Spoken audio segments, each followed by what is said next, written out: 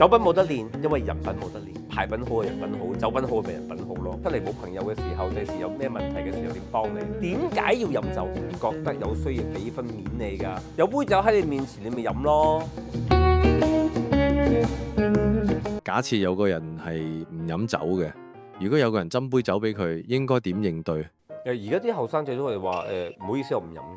令我諗起嗰時林燕妮姐姐教港大學生飲酒咧，你 Hong Kong U 㗎，人哋斟酒俾你，你唔飲，你唔可以即場拒絕人，你拎住個酒杯飲一啖，拎住佢唔會逼你飲㗎，呢啲叫 man 啊！唔係㗎，而家啲後生唔覺得有需要俾分面你㗎。但係正如我所講啦，可能其實而家個社會唔同咗呢。你嗰代係點㗎？我嗰代你咪學點飲酒？點解要飲酒？飲酒其實呢一樣嘢咁多年嚟都喺度呢，係因為酒係會令到一個人嘅意識降低，放低個包袱，等佢大家可以隨心啲去講。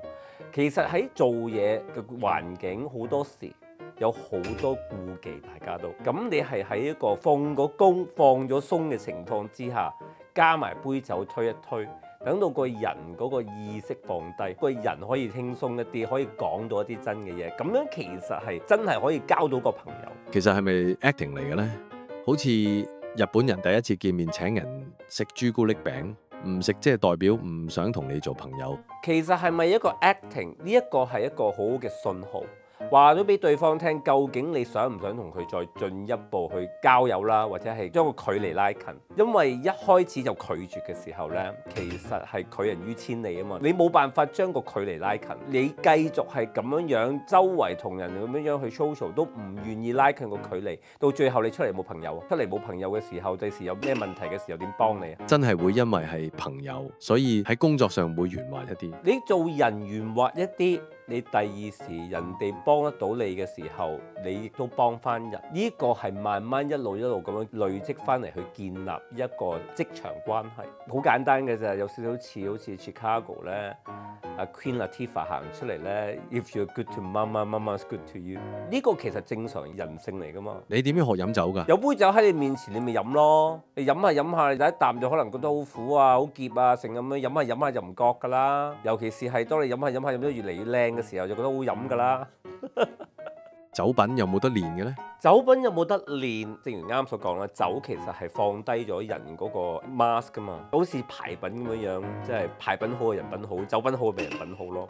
有啲人酒品唔好，我覺得呢啲人冇得練。佢嗰個人只可以不斷咁樣去警醒自己，唔好飲咁多，唔好飲到自己過咗頂，一定要知道自己過咗頂嘅時候即刻走。明知道自己係咁樣嘅時候，唔好俾自己飲太多。啲人品有冇得練啊？我覺得經歷一啲事情佢會改變嘅。唔係㗎，人品呢一樣嘢呢，其實係好多嘢夾住而嚟，背景啦、成長嘅經歷啦，好多嘢夾埋成為咗一個人，各有前因嘅。酒品冇得練，因為人品冇得練。只可以自己去反省，究竟點解有啲嘢係應該做，有啲人唔應該做。而家社交好困難啦，一嚟可能唔係真實見面啦，有好多嘢唔需要處理嘅，例如表情管理啊、精神狀態係點樣，唔需要俾人知道啊。咁你有冇啲咩提議俾觀眾？其實我哋有啲嘢係真係要留意下。出多啲街，揾多啲朋友，主動啲揾朋友去玩啦。唔好放咗工就留喺屋企，多啲出嚟食飯啊，多啲同啲朋友去旅行啊，咁樣樣，盡量避免自己一個人留喺屋企碌 IG 係好毒嘅一樣嘢。我哋下次會俾小紅書你睇㗎啦。中毒係嘛？如果你係去到睇 TikTok 嘅話，先係真正嘅大佬。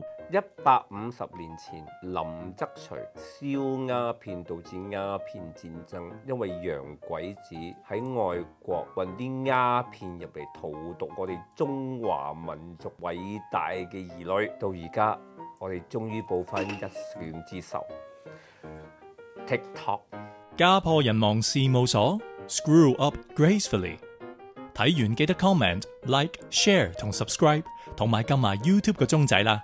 如果有任何問題想問 Alfred 葉律師嘅話，可以 follow 我哋嘅 IG， 葉律師睇過啲問題，可能就會喺呢一度免費答你噶啦。如果需要葉律師嘅專業服務嘅話，就 send 個 message 去我哋 IG， 睇下我哋幫唔幫到你。